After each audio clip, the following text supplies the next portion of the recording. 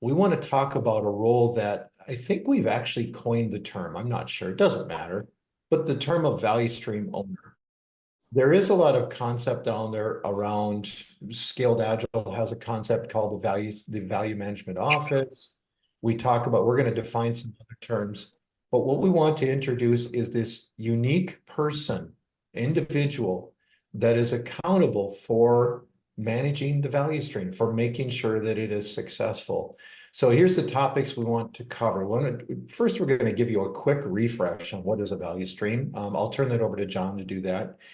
And then the VSO, the value stream owner, how do they learn to see? One of my side efforts, actually my passion on the side, is motorcycle racing, road racing. I'm a road racer, an instructor, and so forth. And I'm going to use a few examples that we use at the track to teach students how to learn a new track that directly apply to what a VSO would do as well. So you're going to see a few track snippets, a little bit of video from that. And then we're going to dive deeper into, okay, but what does a VSO do? So if that's how they learn how to see value, what is it that they actually do? And then we're going to end it off with, how do you find VSOs in your organization? Who are they? Do they already exist? Do you have to hire for it? So first, let's talk about what is a VSO, a value stream owner. And again, if this is a term that we've defined, great. Doesn't really matter. It's just we're trying to get this understanding out there of this person. And John, I want to throw this over to you to describe what is a value stream, first of all, and then start diving into the value stream owner role. Sure. And thanks, Dwayne. And again, welcome everybody. So really important. A couple of years ago, I was in a discussion and there was a really senior person at a huge defense contractor that made the comment that that company came up with the value streams, the idea and everything behind it. And it was just kind of laughable. And coming away from that, we realized there's a lot of folks who don't understand really where this thought comes from. And originally, way back in time, it comes from the chart of production system. But the researchers and consultants and authors writing lean books in the US, they came up with some terms. And one of them was a value stream. And so Ward and Sobek in their book, they actually went really deep into this and they said, look, we've got this thing called an operational value stream. And that's something that Scaled Agile picked up on. And to me, an operational value stream, easily put, is the way the company makes money. So that's taking an idea, the product itself, and building it out, and delivering it to a customer, getting that exchange of value. And then development. So development actually, and these words are actually directly from Ward and Sobek, development creates operational value streams. And so good development systems, and we call these development value streams, those development systems create profitable operational value streams, and if they're already profitable, even more so.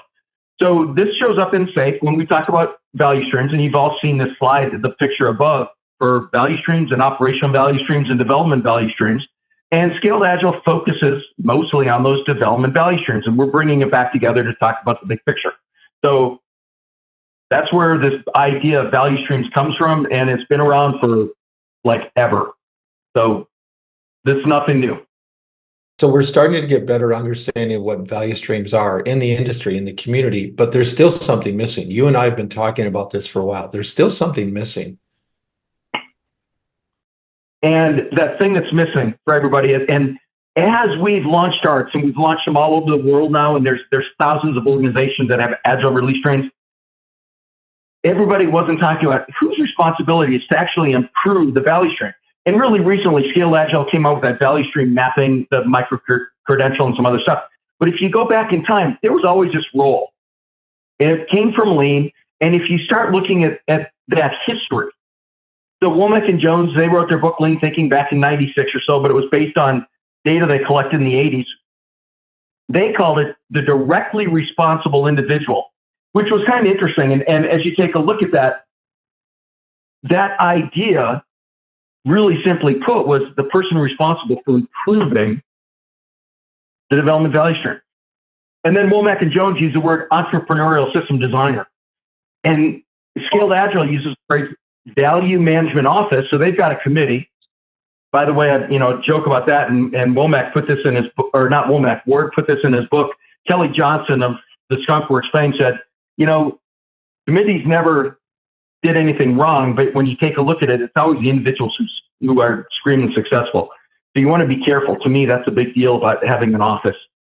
And so it's been around forever. You need one for each value stream, somebody to focus on. As a matter of fact, you want to be really careful. This is a role, we know that everybody gets multiple things. This is a role that's so important. My gosh, if you're going to have a value stream owner, manager, whatever you decided calling your organization, don't have a person looking over multiple development value streams. It's just going to dilute their ability to improve it. And they could be part of the portfolio group. It depends on the organization, or they might just be supporting it. So that key thing, have the focus, the best interest of the portfolio group in mind as you're doing this. And that's a key thing too, is what a portfolio is. So Dwayne, back to you. Yeah, one of the conversations John and I had leading up to this was, where does this value stream owner, this role that we're going to be talking about, where do they fit in the portfolio? And it was really interesting. We both very quickly came to the same conclusion. It depends on the maturity of the organization, the lean, agile maturity.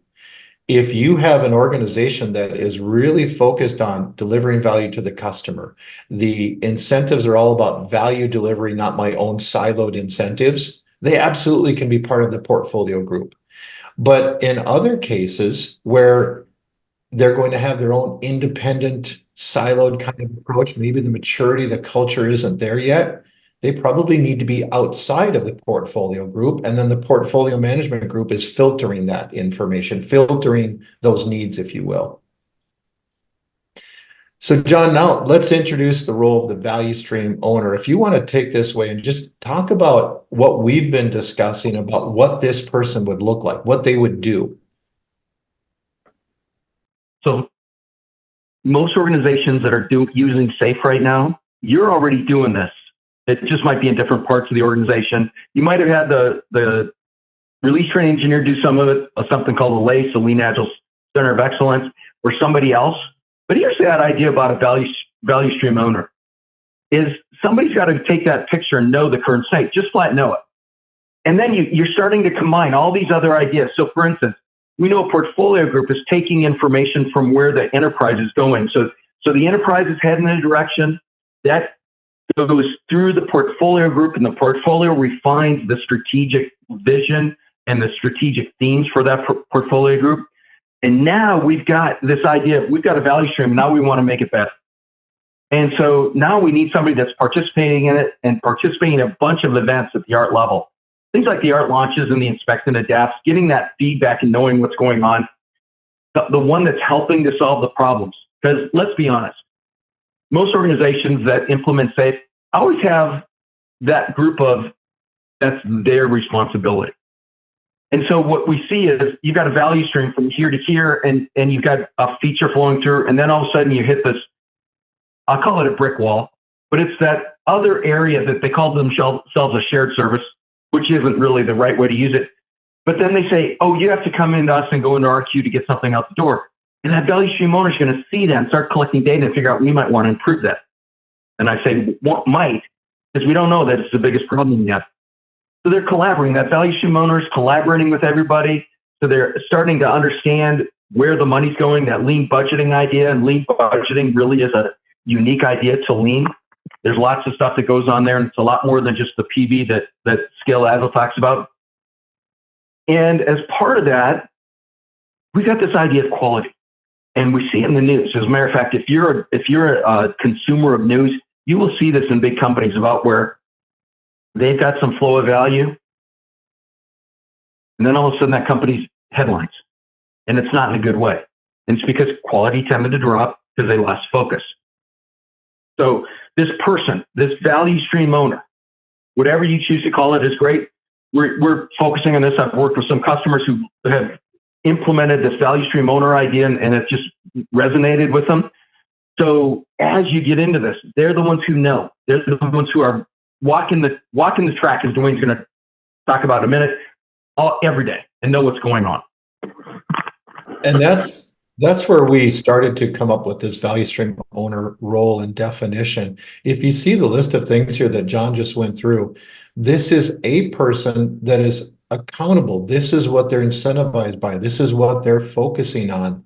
We talk about the RTE being accountable for process improvement for the art. This is kind of the equivalent, but this person's looking at the entire value stream, which in many cases, when we talk about development value streams, there might be multiple arts delivering that. There might be one art delivering multiple value streams, but having this one person that is focused on value flow within that value stream. And it's so critical to have that person. And it's, to John and I, it's rather surprising that in 2024, we haven't figured this out better in product development. Manufacturing, supply chain, lean supply distribution has been doing this for years, decades. So how does this VSO learn how to see? And this is where I want to use an analogy here for you. And I hope this resonates with everyone. Again, on the side, my passion, how I keep breathing, is motorcycle racing. And I love to instruct. And one of the things we do is help students learn how to learn new tracks. And so we will show them a track map and say, tell me what's the most important turn on that track. And looking at the two-dimensional map, they're going to look at this map and say, well, it's going to be this turn 15 because it leads onto the longest straight. Okay, from the two-dimensional data, that might be legitimate. So that's the first thing we do, is to understand how value flows. Just see that high level. And that's what VSOs need to do. That first step is simply identify value streams. Step by step, the sticky notes on the Miro board, on the wall, whatever it might be. But that's only part of the picture. It does give you the two-dimensional view of how value flows, but then you need to gather more information. For example, one of my favorite tracks in the world, Barber Motorsports Park, outside Birmingham, Alabama. You get more data about the track. Well, here's an elevation map. That's another component. And you can use metrics, assessments. VSOs can use a number of things to learn more about the value stream from a factual, data-driven approach. For example, you look here and you see there's some pretty serious altitude changes on this track. So I know that when I'm coming into this most important turn, that turn 15, that's downhill. I have to watch the speed entering that because I'm going to have the extra momentum from the downhill. So the braking will be different. It's something that VSOs can look at the data and better understand how value flows. But it's still not enough, because even though I can see the two-dimensional, I can add the data to see more about it. There's things I can't see unless I actually go learn. And that's when you have to actually go to the track and see it and ride it. For example, at Barber, turn 4. It looks really simple on the two-dimensional map. The data tells me there's elevation changes. What it doesn't tell me is it's a blind entry corner. I can't see this straightaway here when I'm approaching turn 4. So I have to know more about the track. I have to understand where it goes. And what typically happens, new riders at this track will come along the track and they will come up to a wide entry point here, which means you're going off the track. So being able to actually go out and experience the track, being able to experience what happens. We oftentimes will do track walks the night before, maybe take scooters around, stop and pause and point out things on the track to really learn it. And that's the Gemba. That's going out and seeing how it works. And that's what VSOs, that's the third step. They need to go see how it actually flows. Looking at the two-dimensional, the value stream identification, really important. That's the first step. Look for the important turns and all those things. Then being able to add the data and the metrics from the altitude and different things. How is value actually flowing? Where are the delays? Things like that. But then going out and physically seeing it is where you really learn about how that value stream flows. And that's why we say this: data without observation, it's only half the equation. You have to go out and see. Here's the difficulty in manufacturing, supply chain, distribution. You can go out to the warehouse. You can see where products are hanging up. You can see where there's backflow, that percent to complete and accurate, where things are going back upstream and causing what I call flow turbulence. You can see that fairly easily. In product development, it's much harder to do. It's typically bits and bytes on somebody's computer. So you have to put more effort into seeing how value flows. One of the things we strongly recommend for VSOs to better see how value is flowing, system demos. PI system demos. Do you want to see how value is flowing? Look at those incremental improvements in the system that is needed to improve the value outcomes you're looking for. That's how you get more than just data. You get actual observation. Let's talk about, so if the VSO needs to learn how to see, we saw an analogy that hopefully relates to the real world. What do they need to focus on? What is it that they're actually trying to accomplish? So, and this goes back to that person is going to aggregate a bunch of data, both on whiteboards, whether you're talking virtual whiteboards in the office. We've done this on walls in offices. It'll take up, when you're doing this, it takes up walls and you get people in there to look at it. We use whiteboards like Miro and Mural and other things, whether it's Zoom or Lucid Sparks, all of these things in order to visualize this. And then you're merging these ideas. Where's the company going? So think about this. Somebody like a Ford, the car company, they started to go down the electric vehicle path. And in doing that, they figured out that some of the batteries they were buying from some of their suppliers didn't work as well as they hoped. They were torching garages. And so Ford, in about the end of 2020, they announced plans to spend about $10 billion on battery plants in Tennessee and Kentucky. Well, that's translating the vision of the company. And now somebody's got to go build that stuff out. So you've got portfolio groups that have to have the right folks involved to say, now we need a value stream owner to translate where we're going and then actually build out the strategy into the tactical things. So now we've got to understand, what's our value stream going to do tomorrow? So where are we headed? So now when you get into it, and by the way, Dwayne and I were talking earlier, and there's this author's name is Mike Rother, and he talks about this improvement kata. So your current state is here, and you're trying to visualize where you're going. So you've got to figure out, your value stream owner has to figure out, where's our value stream heading and what's our next step to get there. And this is what we're going to cover in the next couple of slides. So here's another part that the value stream owner has to convey. And again, using that manufacturing analogy, the reality is manufacturing supply chain are light years ahead of where we are in lean product development. And that's a sad state of affairs. When we talk about value flow, and especially a key metric, flow efficiency, the average manufacturing organization, supply chain organization, they're running between 40, 60, 70, 80% flow efficiency. In other words, a valuable item that's moving forward, how often does it sit still and not value add versus time that it's actually having value added to it? In lean product development, we're in the 3 to 5% range, typically, between 3 and 5%.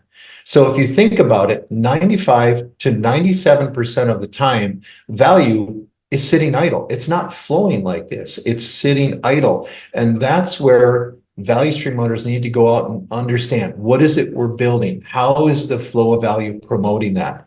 The value stream owner is obviously concerned with what we're building, but they are even more focused on how we are building it. They're looking at the outcomes. They're looking for opportunities to improve. They're looking for, where's the next chance to go from 3% flow efficiency to 5, to 7, to 9, to 12, and so on. And typically what they're doing is trying to remove delays. A lot of the delays, a lot of the waste comes from a metric that we use quite often called percent complete and accurate. And that's a really important metric. I like to call it flow turbulence. If you imagine one of these packages being incorrect, not full, not accurate, going back upstream, how would this flow? You're going to see packages going off the conveyor belt and everything. But we have that all the time in lean product development, where a feature isn't defined well, the acceptance criteria isn't completed, product owners reject it because it's not meeting what they thought it should do, things like that. That flow turbulence is one of the key problems that we have in flow efficiency. Quality is a big part of that. If we really focus on quality early on, we have far less of that flow turbulence, that percent complete and accurate lowered number. And that's a key part of improving that flow efficiency. The other thing is, what is needed? If we're improving the value stream to improve outcomes, are we focused on the things that the value stream needs to deliver? Are we focused on the outcomes that we're looking for? Not what we think the products or solutions should do, but what is the market telling us? And so the value stream owner is not only focused on the value flow, they're also focused on the value consumption. Again, it's not as much in their wheelhouse about what we're building, but when it comes to outcomes, they're very in tune to, is what we're building meeting customer needs? Is it being consumed by the market? Is it being accepted? So for everybody here, and if you're doing, if you're working with a company that's implementing SAFe, we've got those flow metrics. You trace those back in time. It really came from Lean. So those metrics came from Lean. But you start the metrics that Dwayne just mentioned, that percent complete and accurate and cycle time. One of the things that we've discovered is there's lots of organizations that, well, shoot, when they first see those, they're scary. I worked with one company. We presented metrics to a senior vice president, and she said, don't show those to anybody until we socialize them. Because they didn't realize that these senior managers at the SLT and ELT levels, they've heard from the folks that report to them for so long that everything is good, everything is great, everything is green. And then you go in and actually do some of that continuous delivery pipeline stuff we talk about, and you come up with the hard numbers. All of a sudden, you literally can see the color of their face change. It's like the blood drains out of their cheeks because they never realized that doing good wasn't doing as good as they thought. And so the metrics that Dwayne just brought up, that 5%, we've done analysis of value streams, and it's not as good as people think. So if you're doing that and you're doing the numbers and you're running the numbers and they come up and they look kind of bad, yes, that's true. That's our life. That's where we live right now. But that also means when we make a difference, think about it, going from 5% to 10%, you're doubling the outcomes of an organization. And you're still got all this stuff to improve.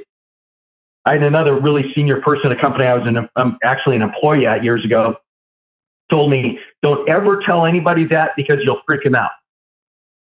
That's because some of these numbers they're not what we're used to seeing.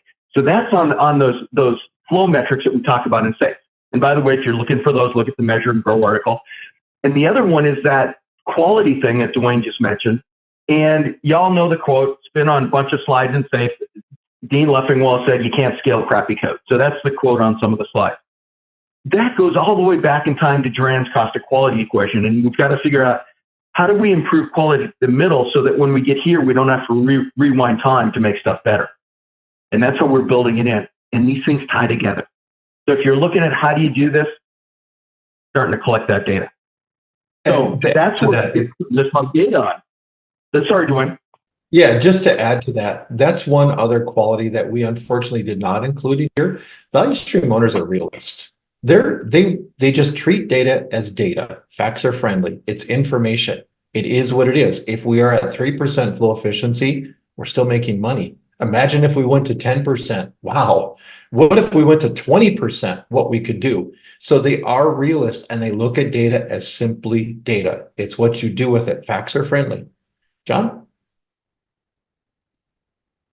I always wish we could just stop there and leave it at that, but we can't because people don't understand. They think they're getting the data.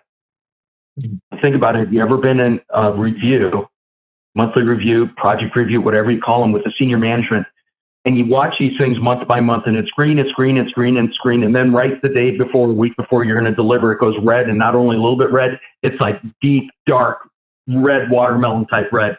And so everybody looks, oh, we didn't know this. Yes, they really did. Facts are supposed to be friendly. They're supposed to help us do stuff. So that value stream owner is watching that flow and making sure the right metrics are being collected. By the way, it's nothing new on metrics. Lots of articles on that. But now think about that. They're driving that discussion to really get into how do we change this. And the words that we use from a lean perspective are kai-kai-ku, which is radical change. And that's what we do when we change it, when we launch an art. We're radically changing things. And then we get these other improvements that we talk about, the improvements we get from an inspect and adapt every PI. So what we're looking at, that how do we achieve those breakthrough improvements? By the way, breakthrough improvement, something that says your metric improves between 60 and 75%. In other words, you go from like 5 to 8. Doesn't seem like a big thing from a numerical perspective, but it's huge. And so as you take a look at it, and this wheel just kind of starts at the top, you're looking at how do we create a profitable operational value stream? What does that translate to for our architecture of our development value streams? And these things are so tightly tied together. And then you got to figure out what are all the parts and pieces in there. And we get into value stream identification and say, and all of that. And if we do it well, we come up halfway there, because it seems to me, all the companies I work with, there's always somebody in that functional area that doesn't want to put their people into an art, or they don't want to play it along with it. You know, those kinds of conversations. We've already mentioned that. Oh, go ahead. What was interesting to me is when we were discussing this, we originally had this as a numerical list. But then understanding, wait, this is a cyclical process. This is a rinse and repeat. Value stream owners understand that all of these things are important, and they're going to continue to work iteratively on each of these areas. And that's a key thing.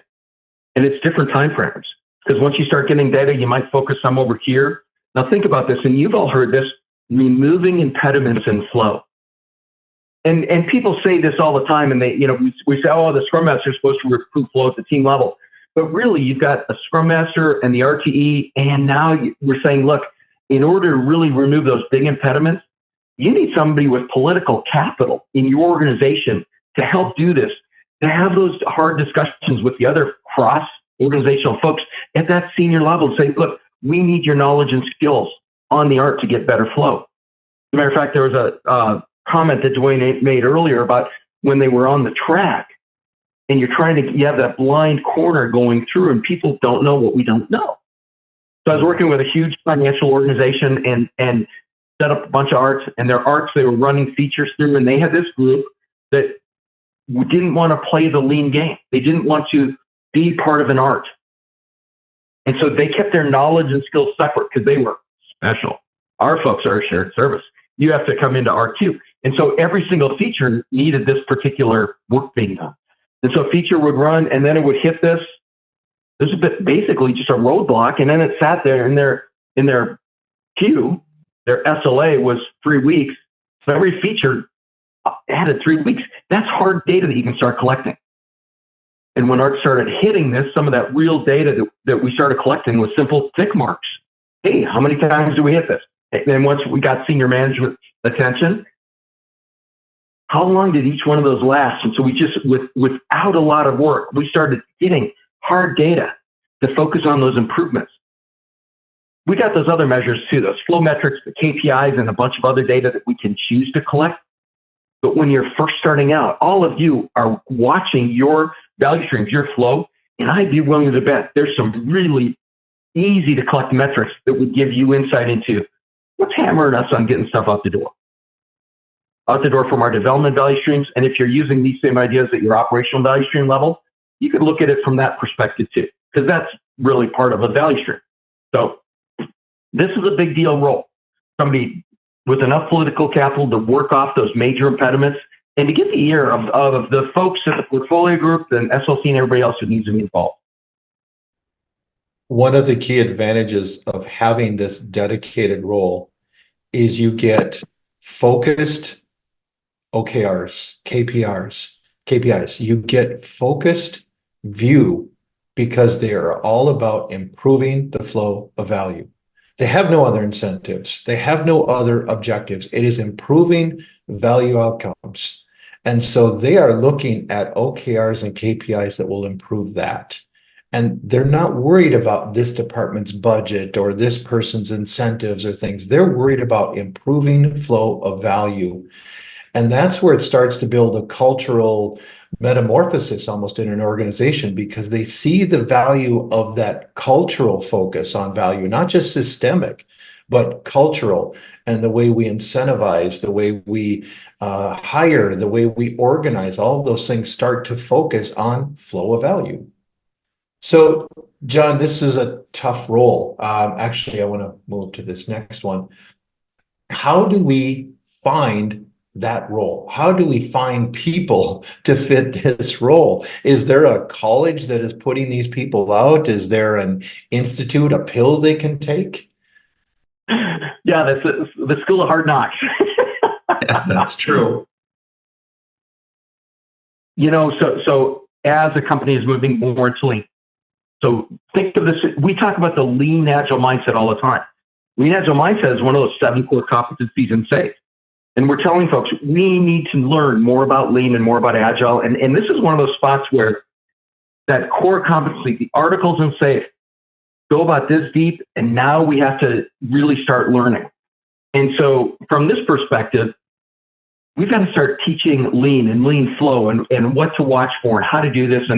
And Kaikaku, which is that radical change, and Kaizens, which is small improvements, because they're both involved. So part of what you need in your organization is really understand, how does a person get that insight? What are the skills that we already have people doing this? By the way, if you have expediters in your organization, if you're in that kind of an organization, you have some folks that actually start to see flow. They might not see the whole picture, but you start to see it. The next one is mapping it out. As a matter of fact, I remember an article that just popped into my mind. It was called The Thin Green Yarn, and it was in either Fortune or Forbes 3 years ago or so. And it was about General Electric and their plant for building the turbines for windmills, for wind generation. And they laid out this thin green line to picture the big picture first. And it took 3 miles of yarn in order to do it originally. That's how far this stuff followed a path. But you've got to get somebody to start to visualize that and then know, how do we start to improve it? Those collaboration techniques, so the soft skills too, it's not just hard skills. And how do we teach them about lean and about what value streams really are? Not from just that SAFe perspective, but from the lean perspective in that big picture. What does it mean to really identify a value stream? Who are all the folks involved? What are in your organizations? I've worked with some organizations, you start growing all these silos, and you start to get this big picture of what are all the silos or functional areas. This value has to cut through in order to get value out the door. And so you start to visualize it, and then mapping, which is learning how to measure it. And yeah, we do that in a couple of different places. The RT class, we do the continuous delivery mapping exercise. Now Scaled Agile has the value stream mapping micro-credential for, we can teach some of these things. But it's really getting somebody to open up their eyes. And now we're getting into lean, and we're talking, how do you visualize these things? How do you take off the blinders? Because we're so used to working in the environments we work in today, we start to lose sight of what's all that other stuff that might make a big deal. And we use that to launch the next art. And then the inspect and adapt every cycle in order to make it better. And that plan, do, check, act cycle that we talk about in SAFe, it's a huge deal in order to get the next cycle just a little bit better. And when you're doing this, go ahead. Well, I was just going to say on the pairing, that's a really important part of this, because we can't expect to find people that already have these skill sets. It'd be great if we could, but we can't. It brings to mind an article I read a few years ago. Toyota, the TPS, they would send out their senseis to different companies, sometimes even their competitors, to help them learn lean thinking. And there was one sensei that was working at I believe it was a distribution facility. And he was working with someone internal. And this internal person was trying to learn. And this is where the pairing comes in. So the sensei brought him to a station and said, I want you to observe and watch and come up with an improvement process for this station. And so the engineer stood there for about 15 minutes. He took some notes and things. And he went over to the sensei and said, okay, we need to buy this equipment. We need to do this. We need to do this. And the sensei said, no, stop. He handed him a roll of duct tape, some cardboard, and some string. And he said, go prototype it. But you prototype it with the worker at the station. Don't do it on your own. And so he brought him back to that station. And the engineer was like, cardboard, duct tape, string? Come on, I'm an engineer. And so he stayed there for about 2 hours. He and the worker at the station tried several different iterations and designs and finally came up with a solution where they thought, this is it, radically different than what the engineer had first thought. That's the kind of pairing that VSO candidates, if you will, would need, is that experienced person that knows how to see the flow of value, knows how to measure it, knows how to optimize and improve it, and can help that person learn how to do that. John, some of the other things, this is where we really talked about, I mentioned at the beginning of the webinar, the resume concept. Do you want to address the conversation we had about how do you find people that can find the right people? The interviewer. And some of you might be the person who knows how you would talk to a person that wants to be a value stream owner in your organization. But some of the things we've discovered working with folks is that, the best person, the ideal person, the person you put up on the pedestal, they have these characteristics. By the way, in today's world of AI, you got to read the article from last Saturday about how AI bots are creating that perfect resume. You're going to have to talk to somebody to figure out if they can really do it or not. So that's the unfortunate side effect of AI in the world of HR today. But how do you figure out if they really do this? You've got to be able to have a conversation with them. So if you're working with your HR group or anybody else, a senior manager who's interviewing, you need to get involved and say, look, we want to talk to these folks. Have you already done it, or do you need to learn more?